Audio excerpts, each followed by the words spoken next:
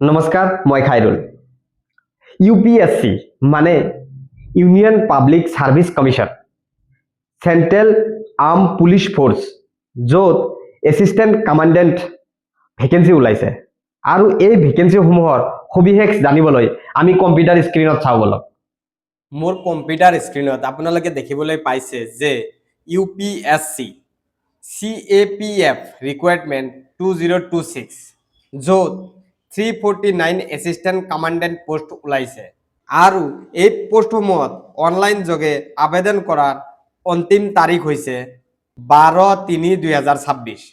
Union public service commission ইউপিএসসিয়ে central arm police force ACS examination 2026 কাৰণে এটা notification জাৰি কৰিছে আৰু ইয়াত নেম অফ পোষ্ট দিয়া আছে এসিস্টেন্ট কমান্ডেন্ট গ্ৰুপ A আৰু নং অফ পোষ্ট দিয়া আছে 349 পোষ্ট।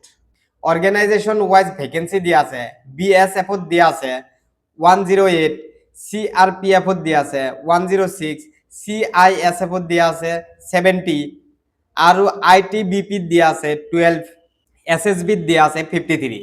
ইয়াত মেল এণ্ড ফিমেল সকলে আবেদন কৰিব পাৰিব। এজ লিমিটটো ইয়াত দিয়া আছে।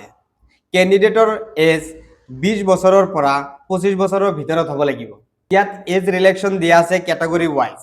SC নাইবা STৰ কাৰণে 5 ইয়াৰ্স দিয়া আছে, OBCৰ কাৰণে 3 ইয়াৰ্স দিয়া আছে, সিভিলিয়ান সেন্ট্ৰাল গভৰ্নমেন্ট সাৰ্ভেন্টৰ কাৰণে দিয়া আছে 5 ইয়াৰ্স।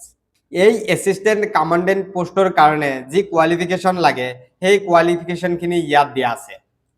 এই এসিস্টেন্ট কমান্ডেন্ট পোষ্টৰ কাৰণে বেচেলাৰ ডিগ্ৰী লাগিব যিকোনো ইউনিভাৰ্সিটিৰ পৰা আৰু সেই ইউনিভাৰ্সিটিটো UGCৰ আন্ডাৰত ৰিকগনাইজ হ'ব লাগিব। ইয়াত এপ্লিকেশন ফিসমূহ দিয়া আছে। UR মানে জেনারেল আৰু OBCৰ কাৰণে দিয়া আছে 200 টকা।